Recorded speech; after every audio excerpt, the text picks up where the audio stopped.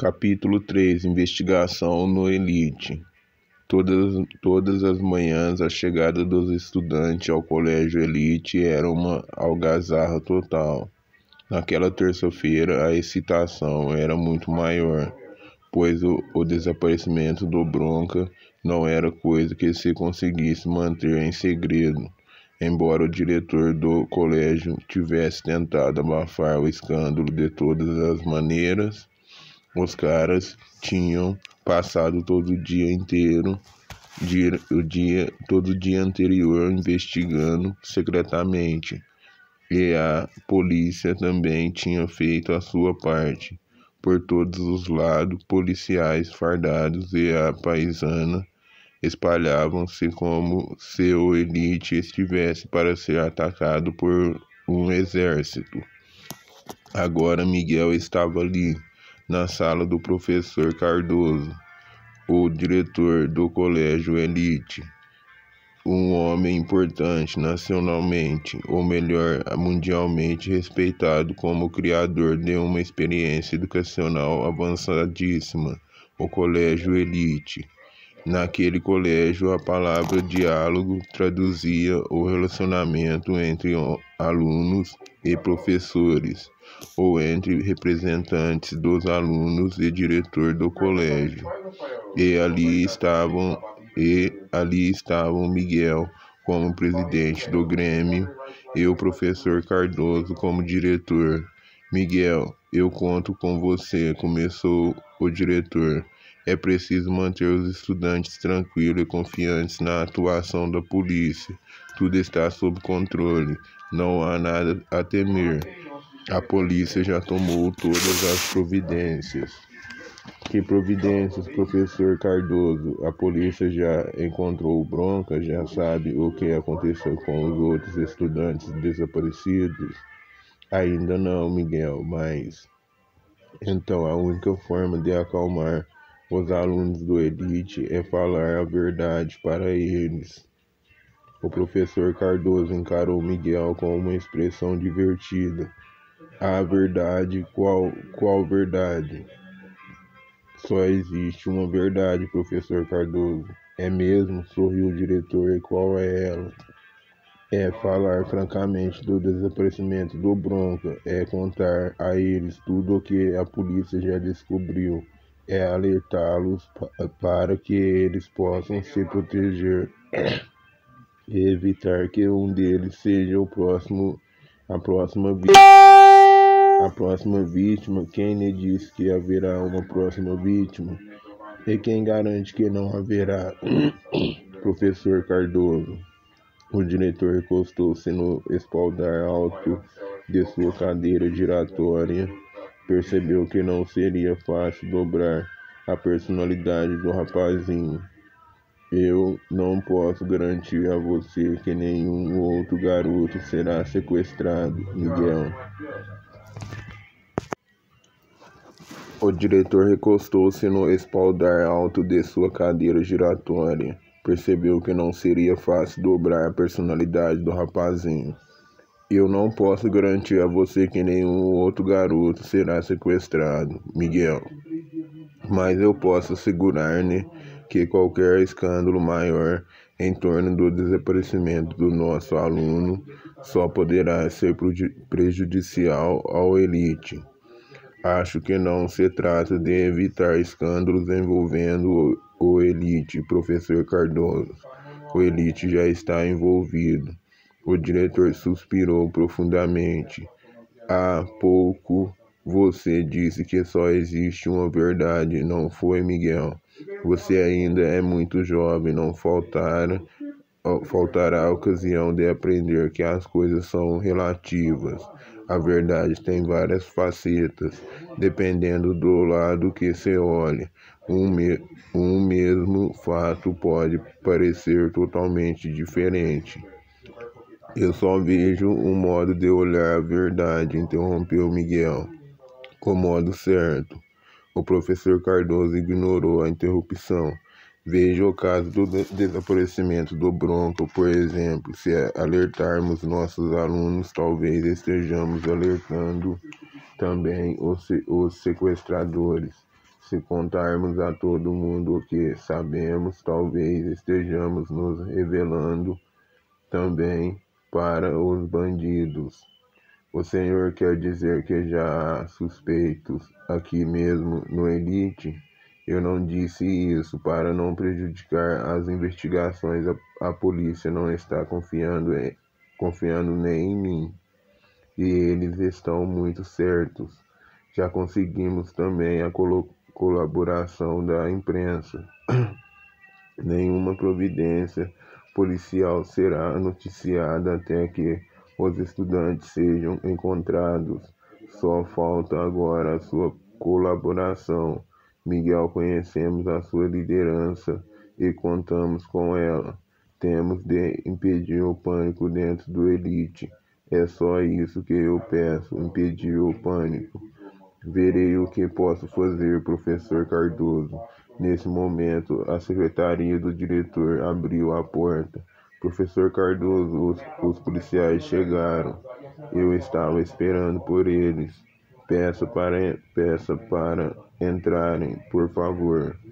Eram dois detetives de terno, com expressão sisuda, própria da profissão e cansada, de quem estava às voltas com 28 desaparecimentos de estudantes. Sentaram-se no amplo sofá da diretoria. Um deles brincava com um molho de chaves, fazendo um barulho ritmado e irritante. O professor Cardoso apontou para o mais velho dos dois homens, um suspeito meio gordo, um sujeito meio gordo, suarento, que mal cabia no terno surrado. Miguel, este é o detetive Andrade. Ele quer fazer algumas perguntas a você. O detetive enxugou o suor do pescoço e da careca com um lenço amarrotado e falou, sem olhar para o garoto, como se estivesse interrogando as paredes. Eu estou no comando das investigações, meu rapaz. Embora ache que não há nada para investigar. Essa juventude irresponsável é assim mesmo. Vai ver o tal garoto, como é mesmo o apelido dele, Bronca, não é? Vai ver o tal do Bronca está por aí aprontando alguma confusão, enquanto faz a polícia perder o tempo.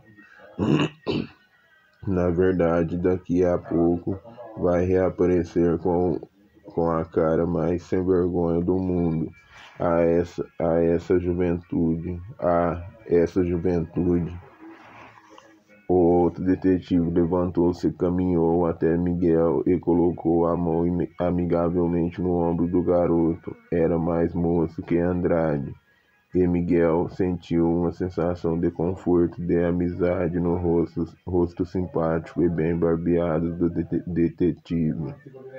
Como vai, Miguel? Eu sou o detetive Rubens. Já ouvi dizer que você é um ótimo presidente do Grêmio do colégio. Pode ficar tranquilo, vamos descobrir o que acontece com o Bronca. A grossa porta da sala do diretor foi aberta naquele momento e por ela, acompanhado por um guarda, Miguel ouviu novamente o barulhinho chato do molho de chaves. Com licença, detetive Andrade, pediu o guarda, apontando Chumbinho, mas parece que este menino foi o último a encontrar-se com o desaparecido. Andrade levantou-se do sofá com dificuldade. A sua expressão era de desinteresse, mas no seu olhar, Miguel percebeu um brilho que desmentia a expressão. Você foi o último a ver o Bronca, não é, garoto? O coração de Miguel bateu apressadamente. Havia alguma coisa estranha, alguma coisa muito estranha no ar, e ele decidiu que a situação não era para confiar mais em Chumbinho. Será que ele conhecia mesmo todos os sinais e códigos secretos dos caras? Acho que fui eu, sim. ia dizendo o menino no momento em que Miguel cruzou os braços. Sim, Chumbinho sabia o que significavam os braços cruzados. Era o sinal de silêncio dos caras, equivalia a um dedo encostado nos lábios. Só que ninguém sequer desconfiava. Era preciso ser um cara, e Chumbinho agora era um deles. Então, menino, perguntou o detetive Andrade irritado, o que você viu? O que o tal Bronca disse? Havia algum desconhecido com ele? Havia alguma coisa estranha com ele? Ele disse alguma coisa? Vamos, fale, garoto. Os olhos de Chumbinho piscaram inocentemente. Bem, sabe, eu tinha dado uma escapadinha até o fliperama, né? É que eu sou muito bom em fliperama, sabe? Pois é, acho que eu sou o melhor do colégio. Junta gente em volta quando eu estou jogando. Tá bom, garoto. E o Bronca? Ah, o Bronca não é muito bom em flipper. Não. Ele é meio esquentado, não tem paciência, sabe? E daí? E daí que ser bom em fliperama não é pra qualquer um. Eu, por exemplo. Andrade perdeu a paciência. Vamos, garoto, eu não tenho o dia todo, vamos direto ao ponto. E ponto, o Bronca, menino. Você encontrou ou não encontrou o Bronca? O Bronca? Ah, sim, o Bronca. É claro que eu encontrei. E o que foi que ele disse? Ele disse, oi, oi, oi, e você, eu o que? O que você, o que é que você disse? Eu respondi oi também. O rosto de Andrade avermelhou-se. O detetive estava furioso e apertava o lenço com ambas as mãos, enquanto o suor gotejava-lhe pela careca. Sua voz saiu espremida com raiva. Você está me gozando, moleque? Eu? Eu não, senhor. Rubens sorriu para Chumbinho. Foi só isso, ele não disse mais nada. Chumbinho continuou com carinha inocente. Não, foi só oi. Ele devia ter dito outra coisa. Foi aí que o detetive Andrade explodiu. Ponha-se daqui pra fora, moleque. E você aí, descruze os braços. Isso não é modo de se portar diante de uma autoridade. Quando a porta da diretoria se fechou atrás dos garotos, Miguel podia ouvir o irritante barulhinho do molho de chaves nas mãos do detetive. Capítulo 4. Crânio raciocina. Quando Miguel e Chumbinho fecharam o alçapão depois de pular para o esconderijo secreto da gaitinha do crânio, Quando Miguel e Chumbinho fecharam o alçapão depois de pular para o esconderijo secreto da gaitinha do crânio, vinha uma melodia lenta que se espalhava por todo o forro do vestiário do Elite. Por que você fez o sinal de silêncio, Miguel? O líder dos caras sorriu quando olhou para o menino, no dedo indicador da mão esquerda do Chumbinho, aquele que havia levado uma espetadinha para a tal cerimônia de iniciação. Havia um enorme curativo. O dedo do garoto estava enrolado com gaze e esparadrapo, como se tivesse sofrido um sério acidente. Está rindo de quê, Miguel? Eu perguntei por que você fez o sinal de silêncio. Ah, não sei, Chumbinho. Eu achei que havia alguma coisa estranha, alguma coisa que me deixou desconfiado. Achei melhor não falar nada agora. Além do mais, nós sabemos muito pouco.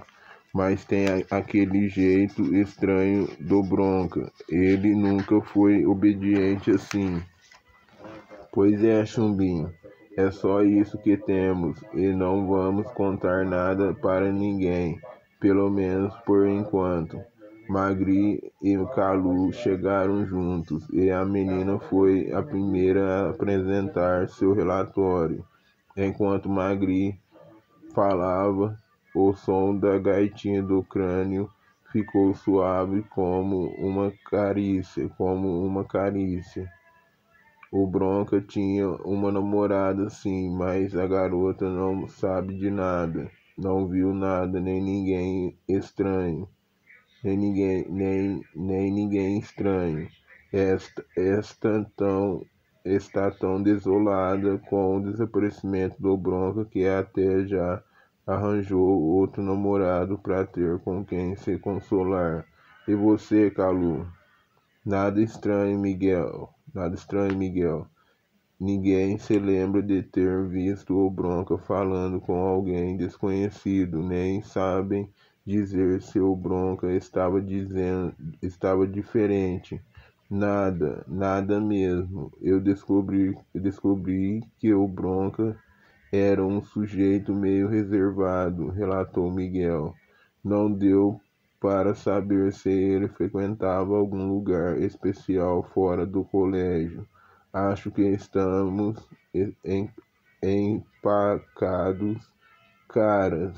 Nem sei por onde começar. E eu, Miguel? Perguntou Chumbinho apontando para si mesmo com o dedo enfaixado. Ai, ai, Miguel, tinha se esquecido do Chumbinho. Era preciso manter o menino interessado até que fosse possível despistá-lo. Se o moleque se sentisse à margem, poderia botar a boca no mundo e revelar todos os segredos dos caras. O jeito era seguir com o jogo. E você, Chumbinho, descobriu alguma coisa?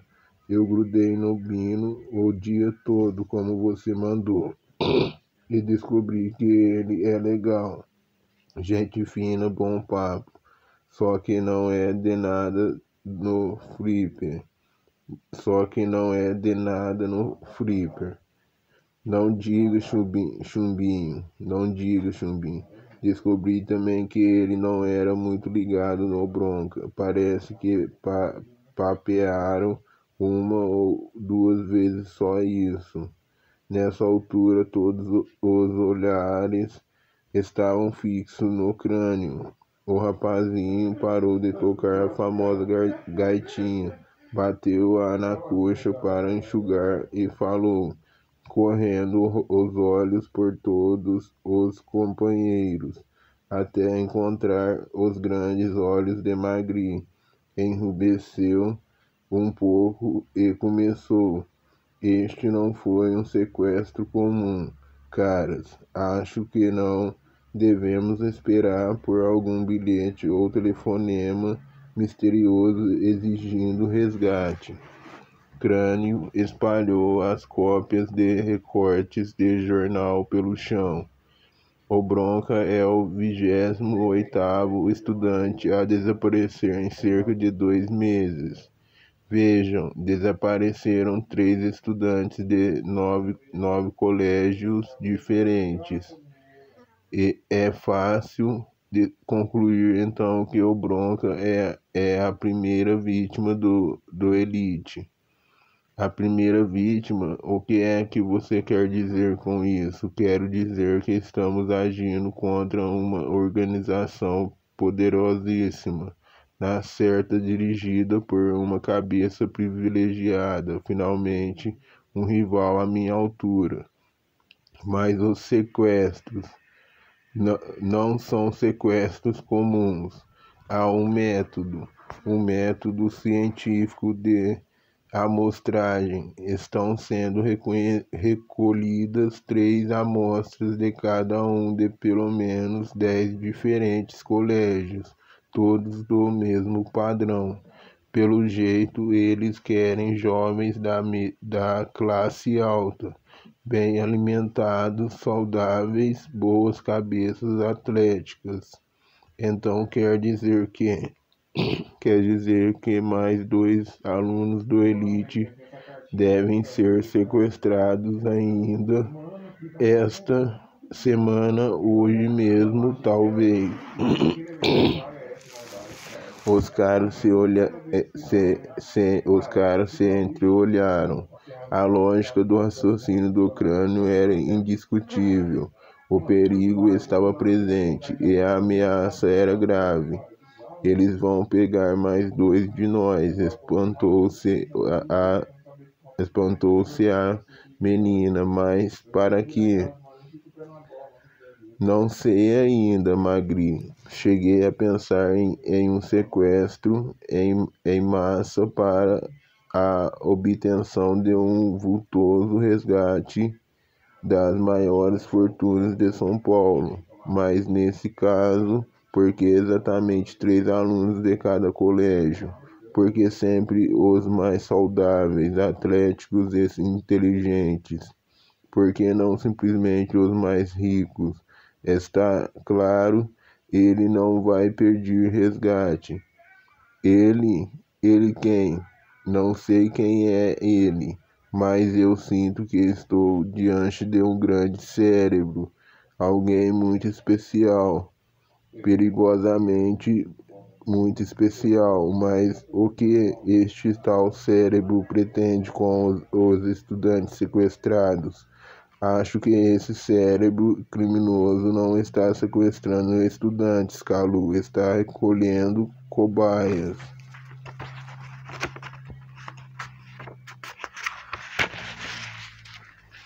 Cobaias humanas? Assustou-se Chumbinho. Exatamente, cobaias sadias, bem nutridas para algum tipo de experiência maluca e macabra. Chumbinho entendeu de repente toda a extensão do perigo que rondava o Elite. Então era por isso que o Bronca estava estranho daquele jeito, tão obediente e tão careta. Vai ver, eles hipnotizaram o Bronca para facilitar o sequestro. Nada disso, Chumbinho, interrompeu o Crânio. Em hipnose, eu sou especialista. Cientificamente, a hipnose é um método muito interessante, mas tem as suas falhas. Não é todo mundo que pode ser hipnotizado. E no nosso genial inimigo não admite falhas. O método dele é certeiro. Então raciocinou Magri. Seu Bronca estava diferente, de olho parado. Alguma coisa fizeram com ele. Se não foi hipnose, então vai ver, deram uma droga para ele. Isso mesmo, Magri, Miguel confirmou. Uma droga, só o efeito de uma droga poderia explicar o comportamento do Bronca. Chumbinho entusiasmou-se. É isso, eles agarraram o Bronca e obrigaram o coitado a tomar a tal droga. A força, sorriu Crânio. Se eles pegaram o Bronca à força e aplicaram-lhe uma droga, por que não carregaram logo com ele?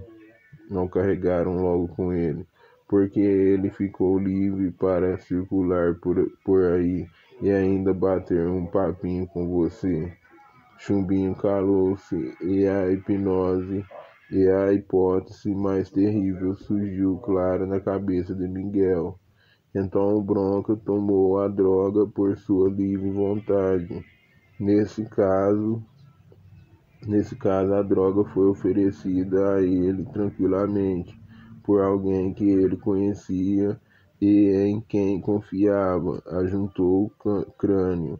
E seu Bronca estava no Elite sob o efeito da droga. O mais lógico é supor que ele tenha tomado a droga aqui dentro, não é? Parece lógico. Então, esse tal oferecedor de drogas que ele conhecia e em quem confiava começou Calu. Crânio arrematou. É daqui, de dentro do Elite. Barbaridade. Ele vai agir de novo 2 vezes. Talvez até já esteja agindo.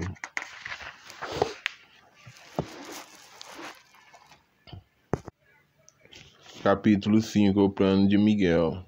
O silêncio ocupou todo o esconderijo dos caras. Não havia medo no ar, pois aquele grupo não era de sentir medo.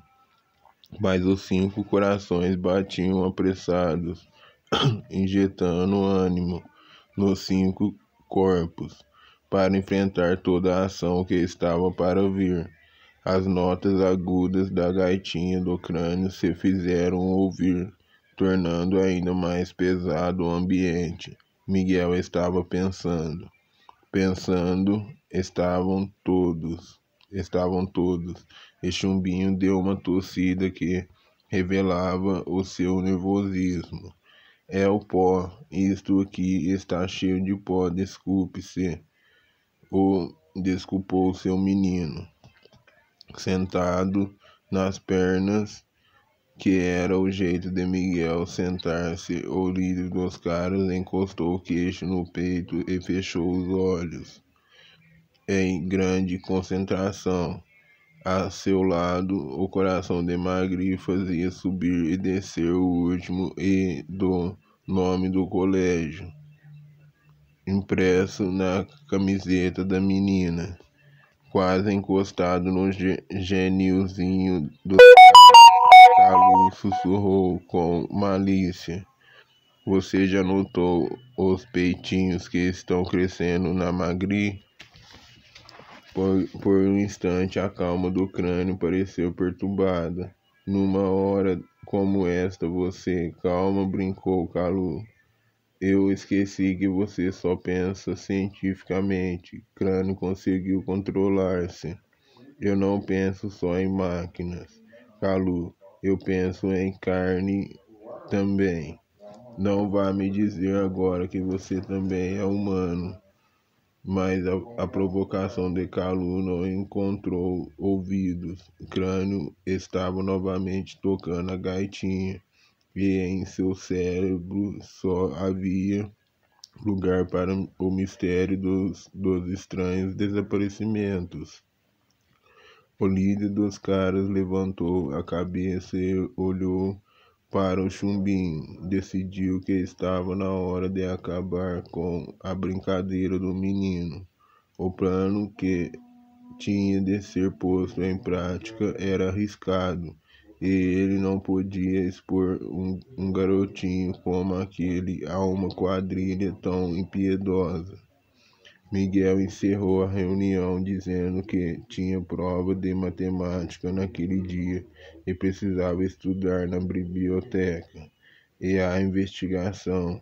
Não avançamos muito hoje, Chumbinho.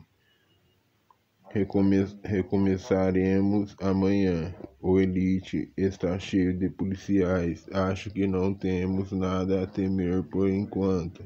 O tal oferecedor deve esperar por uma oportunidade melhor. 1 a 1, todos os caras foram deixando o esconderijo. Os mais veteranos, Magri, Calu e Crânio, sabiam muito bem que Miguel jamais adiaria uma ação.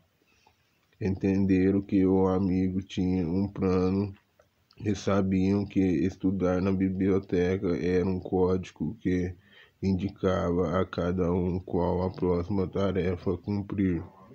Chumbinho não sabia disso e foi pensando, revoltado.